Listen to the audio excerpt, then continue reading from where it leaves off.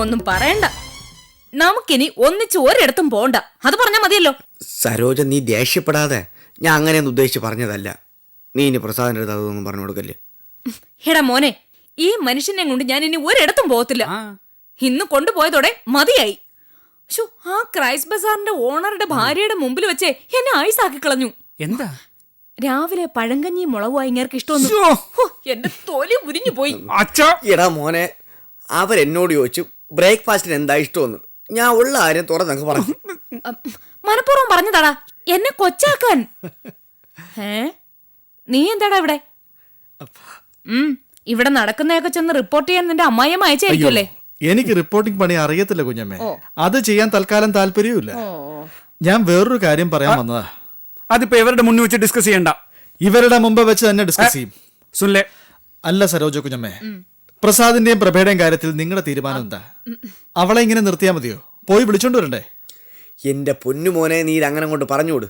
ഞാൻ ഇത് കുറച്ച് ദിവസമായി ഇവിടെ പറഞ്ഞു തുടങ്ങിയിട്ട്. പക്ഷേ അമ്മയ്ക്കും മോന് സമ്മതമല്ല. നിങ്ങൾ അകത്ത് കയറി പോകുന്നുണ്ടോ?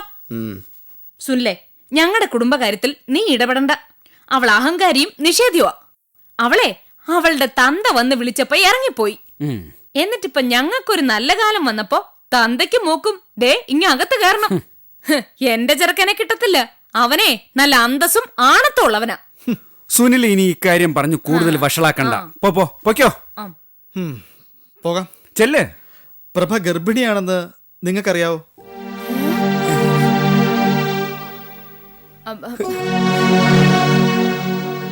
ഉള്ളതാണാ സുനിലേ? ഈശ്വര, എന്റെ പ്രാർത്ഥന ഫലിച്ചു. നിനക്കറിയാമോ, എന്റെ ജാതകത്തിൽ പറയുന്നുണ്ട് ശുക്രദശയിൽ എനിക്ക് പൗത്രഭാഗ്യം ഉണ്ടാവൂന്ന്. വെറുതെ ആണാ, കൃഷ്ണക്കണിയാര് ഗണിച്ചതാ. അണുകിട തെറ്റത്തില്ല. കാള പെട്ടെന്ന് കേൾക്കുമ്പോ കയറെടുക്കുന്ന ഒരാളും അല്ല. സുനിലേ, പ്രഭ പിണങ്ങിപ്പോയിട്ട് ഇപ്പൊ മാസം 4-5 ആയല്ലോ. അതെങ്ങനാ 4-5 ആവുന്നത്? അമ്മാവൻ മരിച്ചിട്ട് 5 മാസമല്ലേ ആയുള്ളൂ.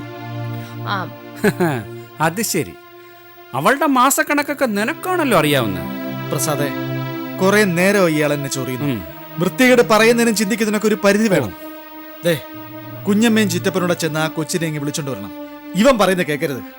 അല്ലെങ്കിൽ പിന്നെ വയസ്സുകാലത്ത് നിങ്ങൾക്കൊരു വിഷമമായിരിക്കും. ഇവൻ ചോദിച്ചതിൽ കാര്യമില്ലേടാ. അവളുടെ മാസക്കണക്ക് എങ്ങനെ നിനക്കറിയുന്നേ? ഞാനും ചിലതൊക്കെ കണ്ടിട്ടുണ്ട് കരുണാലയത്തിൽ താമസിക്കുമ്പോ. പലതും ഞാൻ കണ്ടിട്ടും കണ്ടില്ലെന്ന് നടിക്കുകയും ചെയ്തു. പ്രസാദേ, നീ ഇതൊന്നും കേൾക്കണ്ട. പുകഞ്ഞ കൊള്ളി പുറത്ത്.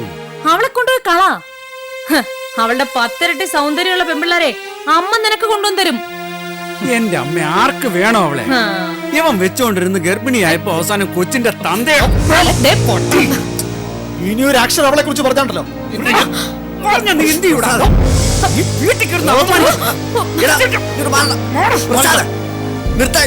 എന്റെ പൊന്നുമോനെ സുനിലെ, നീയെങ്കിലും ഒന്ന് ക്ഷമിക്കും. തല്ലടോ അവനെ. മധ്യസ്ഥതയ്ക്ക് വന്നിരിക്കുന്നു.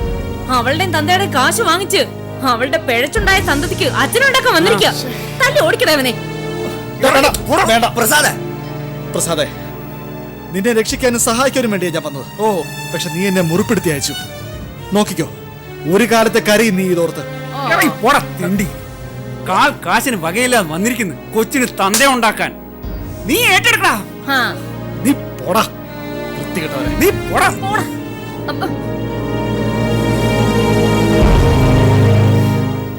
നിങ്ങൾ അമ്മയും മോനെ കാണിച്ചത് മര്യാദകളായിപ്പോയി. ഞങ്ങൾക്കിപ്പോ ഇത്ര മര്യാദയൊക്കെ മതി. നിങ്ങളുടെ സഹായം ഒന്നും വേണ്ട. അഭിപ്രായം പറയാൻ വന്നിരിക്കുന്നു. കൊള്ളാവുന്നവരുടെ മുമ്പിൽ നമ്മളെ നാണം കെടുത്തിയിട്ടും. പ്രസാദേ, ഇത് കേട്ട് നിന്റെ മനസ്സിളകരുത്. കള്ളഗർഭമായിരിക്കൂടാ. ഇവിടെ കേറി പറ്റാനുള്ള വിദ്യ. കേറി വന്നു കഴിയുമ്പോ അവള് പറയും അലസിപ്പോയെന്ന്. അതാ അവള് ജാതി. എനിക്ക് അറിഞ്ഞൂടെ അമ്മേ, അവളുടെ കളിയൊക്കെ അങ്ങ് രാജഗോപാലൻ മുതലാളിയുടെ അടുത്ത് മതി. ഇതും പറഞ്ഞോണ്ട് ഇവിടെയും കേറി വരും അമ്മയുടെ കാല് പിടിക്കാൻ. കൊടുക്കരുത്, നല്ല തൊഴിലൊഴിക്കണം. അവൾ എന്നെ അടിച്ചു, അതിനവൾ പശ്ചാത്തപിക്കും. നീയൊക്കെ എന്തൊക്കെ പറഞ്ഞാലും ശരി, എന്റെ പേരക്കുട്ടി അവളെ വയറ്റി. ഞാൻ അവിടെ പോവുകയും ചെയ്യും, അവളെ കാണുകയും ചെയ്യും. കുഞ്ഞുണ്ടാകുമ്പോ അതെന്നെ അപ്പൂപ്പാന്ന് വിളിക്കുകയും ചെയ്യും. കുറച്ചു കാലം കള്ളുവിറ്റെങ്കിലും ഞാൻ തന്തയ്ക്ക് പറഞ്ഞു മാറും.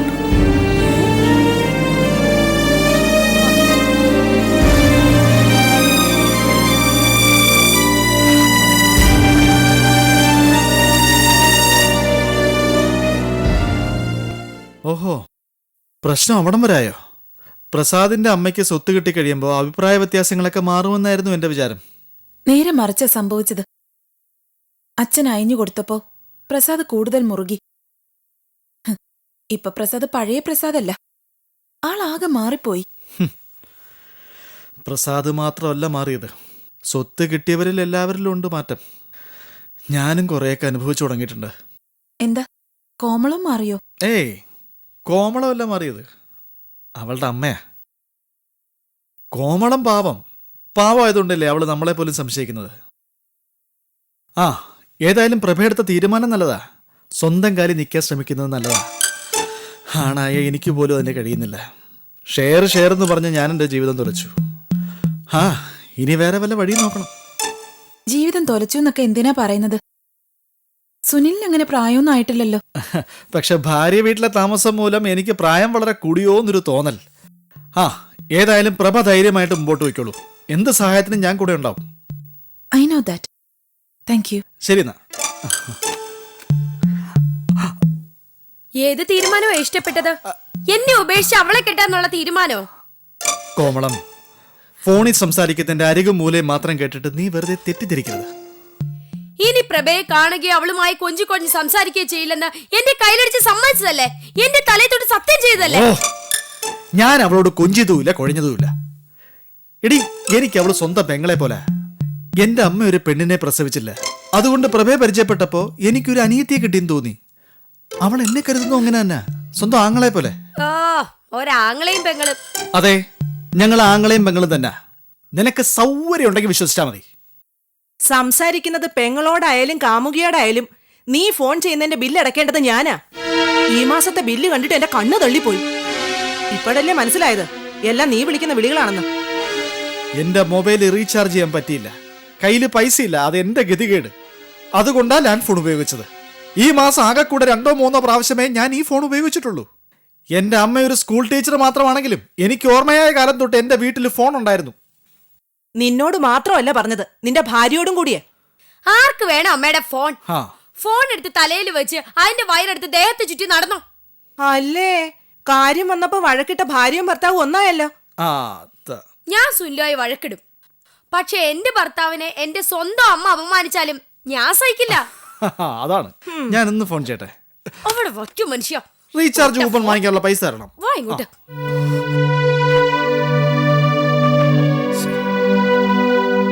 ലളിതേ, എന്തൊക്കെയായാലും നീ സുനിലിനോട് ഫോൺ ബില്ലിന്റെ കാര്യം പറഞ്ഞത് ശരിയായില്ല. ഇപ്പൊ അമ്മാവനും അനന്തരവനും ഒന്നായി. കൊഴപ്പില്ല, രണ്ടുപേര് ഏച്ചുകെട്ടിയ ബന്ധമാണെങ്കിലും ഒരേ വംശമാണല്ലോ.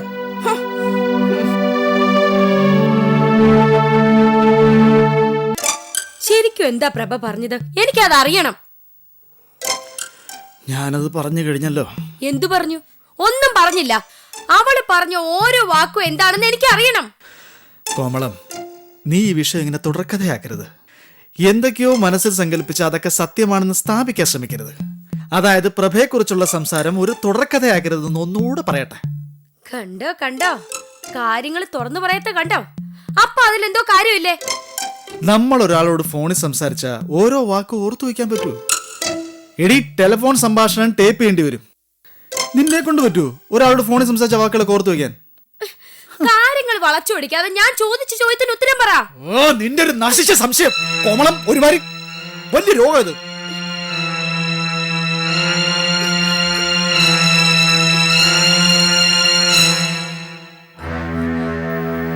എടീ, പ്രഭയ്ക്ക് ഒരുപാട് പ്രശ്നങ്ങളുണ്ട്. അവളും പ്രസാദും തമ്മിൽ ഏതാണ്ട് പൂർണ്ണമായി അകന്ന മട്ട. സ്വന്തം വീട്ടിൽ അച്ഛനും മകളും തമ്മിൽ ചില അഭിപ്രായ വ്യത്യാസങ്ങളും ഉണ്ട്. നിന്റെ അസുഖം പ്രസാദിനും ഉണ്ടല്ലോ, സംശയരോഗം. പ്രസാദും പ്രഭയും വിവാഹമോചനം നടത്താൻ തീരുമാനിച്ചോ? ആ സ്ഥിതി വന്നിട്ടില്ല.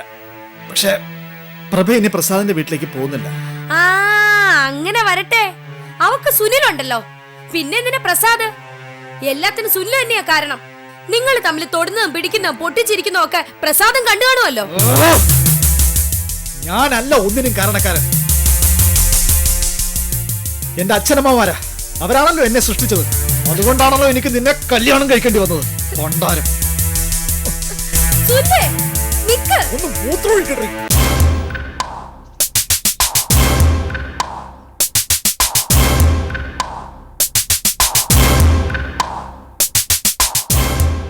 രണ്ട് കാര്യങ്ങളെ നമുക്ക് നോക്കാനുള്ളൂ.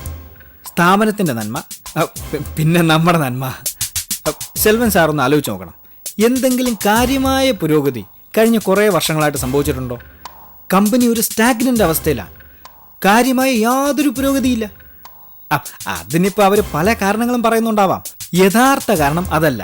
She is getting old. Vishalakshi അമ്മാളുടെ നല്ല കാലത്ത് അവർ ഒരുപാട് നേട്ടങ്ങളുണ്ടാക്കി. ഇപ്പം അവർക്ക് വയസ്സായി, പഴയതുപോലെ അവർക്ക് വയ്യ. അതിൻ്റെ കൂടെയാണ് ലേറ്റസ്റ്റ് ഇഷ്യൂ. കേസിൻ്റെ പേപ്പേഴ്സിൽ അവർ ഒപ്പിടില്ലാന്ന്. എന്തൊരു atrocity! Just imagine Selvan sir, അവർ company is having so many cases. അതെല്ലാം അവർ വേണം നോക്കി നടത്താൻ. അതൊന്നും അവർ ചെയ്യില്ലെന്ന് പറഞ്ഞാൽ ഈ കമ്പനി പിന്നെ ബാക്കി കാണൂ? നമ്മൾ ആരെങ്കിലും ബാക്കി കാണൂ? ഈ കമ്പനിയിലുള്ളവരെല്ലാം MD അടക്കം പാലക്കാട് നിന്ന് വന്നവരാണ്. മലയാളവും തമിഴും ചേർന്നൊരു സംസ്കാരമാണ് നമ്മുടേത്. അതുകൊണ്ടാണല്ലോ തനിത്തമിഴന്മാർ നമ്മുടെ കമ്പനിയെ മലയാളി കമ്പനി എന്ന് വിളിക്കുന്നത്. അതുകൊണ്ട് വാട്ട്സ് ദ വേ ഔട്ട്? നമുക്ക് റിലയബിൾ ആയ ഒരു MD വേണം. അതിന് വിശാലാക്ഷി അമ്മാൾ സ്ഥാനം വഴിയുണ്ടേ. അവർ സ്റ്റെപ്പ് ഡൗൺ ചെയ്യണം. എന്താണ് ഡൗട്ട്? നമ്മൾ പറയാതെ തന്നെ വിശാലാക്ഷി അമ്മാൾ അറിഞ്ഞ് പ്രവർത്തിക്കേണ്ടതാണ്. But Xi won't. അപ്പം നമുക്ക് ആക്ട് ചെയ്യാതെ വയ്യല്ലോ. സെൽവൻ സാറിന് ഒരുപക്ഷെ വിശാലാക്ഷി അമ്മാളോട് ഒരു സോഫ്റ്റ് കോർണർ കാണുമായിരിക്കും. എനിക്കുമുണ്ട്, അറിയാമല്ലോ. എൻ്റെ പെറ്റമ്മയേക്കാൾ വലിയ അമ്മയാണ് വിശാലാക്ഷി അമ്മാൾ. നന്ദിയില്ലാത്തവനായതുകൊണ്ടല്ല ഞാൻ ഇങ്ങനെ പറയുന്നത്. ഈ സമയത്ത് വ്യക്തിപരമായ സ്നേഹത്തെക്കാൾ പ്രധാനം സ്ഥാപനത്തിൻ്റെ നന്മയാണ്. സ്ഥാപനമില്ലെങ്കിൽ നമ്മളാരുമില്ല. സ്ഥാപനത്തിന് വേണ്ടി നന്ദി കെട്ടവനാവാൻ ഒരു വിഷമവുമില്ല എനിക്ക്. എൻ്റെ മനസാക്ഷിക്കറിയാം എന്താണ് സത്യമെന്ന്. അത് മാത്രം മതി. ഇപ്പൊ പ്രധാനം സ്ഥാപനത്തിന്റെ നന്മയും വളർച്ചയാണ്. എന്നിട്ടും ത്യാഗു പറഞ്ഞില്ല വാട്ട്സ് ദ വേ ഔട്ട്? എങ്ങനെ അവരെ പുറത്താക്കാം? ഡയറക്ടേഴ്സ് എല്ലാവരും MD സ്റ്റെപ്പ് ഡൗൺ ചെയ്യണമെന്ന് പറഞ്ഞ് വോട്ട് ചെയ്താൽ she will have to do that. അതിനിപ്പോൾ എനിക്കെന്താ ചെയ്യാൻ കഴിയുന്നത്? സാറ് ഡയറക്ടേഴ്സിൽ ബാക്കിയുള്ളവരെ പറഞ്ഞ് മനസ്സിലാക്കണം. അവർ നമ്മുടെ കൂടെ നിൽക്കണം. ബാലു വളരെ എഫിഷ്യൻ്റാ. ബാലുവിന് കമ്പനിയെക്കുറിച്ച് ധാരാളം പ്ലാൻസ് ഉണ്ട്. അതൊക്കെ ഇംപ്ലിമെൻ്റ് ചെയ്താൽ നമുക്കും അതിൻ്റേതായ ഗുണങ്ങളുണ്ട്. മനസ്സിലായി കാണുമല്ലോ. ചെയർമാനും MDയും ബാലു തന്നെ ആവട്ടെ. നമുക്കുണ്ടാവാൻ പോകുന്ന ഗുണങ്ങളും നോക്കണമല്ലോ. അത് ഗുണങ്ങളെന്ന് വെച്ചാൽ എന്താണ് ഗുണങ്ങൾ? എത്രയാണ് ഗുണങ്ങളെന്ന് ക്ലിയർ ആക്കണമല്ലോ. എത്രയാകണം ഗുണങ്ങൾ? സാർ ഞങ്ങളുടെ കൂടെ നിന്നാ ഗുണമേ വരൂ. ഇനിയുള്ള കാലം മുഴുവൻ you will be getting better salary, better benefits. ഞാൻ വിചാരിച്ചു ത്യാഗു ആയിരിക്കും MDയുടെ കസേരയിലെന്ന്. എന്തിന് സാർ, എനിക്ക് ഈ ചെയർ തന്നെ ധാരാളം. ജോയിന്റ് MD ചെയറല്ലല്ലോ, ജോലിയല്ലേ പ്രധാനം. അല്ലെങ്കിൽ Balu chairman, sir MD. Coimbatore cotton exports private limited MD Selvaraj. ആ പേര് സാറിനാണ് കൂടുതൽ ഇണങ്ങുക. Thyagu, I like you for your conversation ability. So ഞാൻ എന്താണ് ചെയ്യേണ്ടത്? അതിനിയും ഞാൻ പറയണോ? മറ്റ് ഡയറക്ടർമാരെ ഇൻഫ്ലുവൻസ് ചെയ്യാൻ സാറിനെ കൊണ്ടേ കഴിയൂ. 6 പേരിൽ 4 പേര് നമ്മുടെ കൂടെ വേണം. എന്തിനാ 4 പേർ? 6 നമ്മുടെ കൂടെ നിൽക്കും. കാണണോ? കാണണം.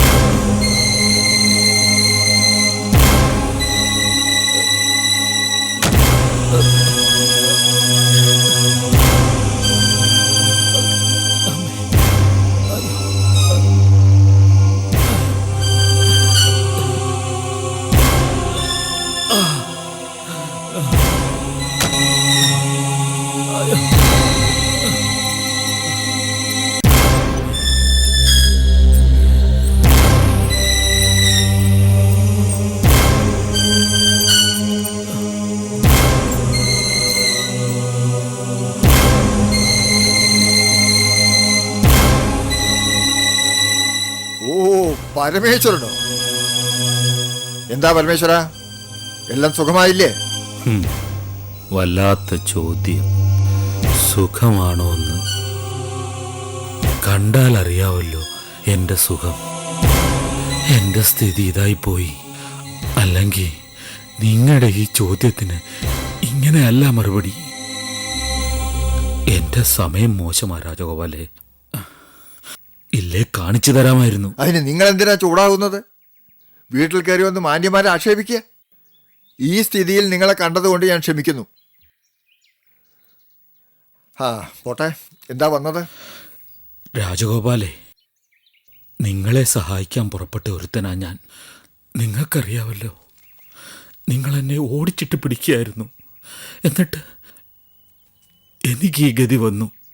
എടോ രാജഗോപാലേ, ഒരു തവണയെങ്കിലും നിങ്ങൾ ആശുപത്രിയിലേക്ക് തിരിഞ്ഞു നോക്കിയിരുന്നെങ്കിൽ ഞാൻ ഇന്ന് ഇങ്ങോട്ട് വരില്ലായിരുന്നു.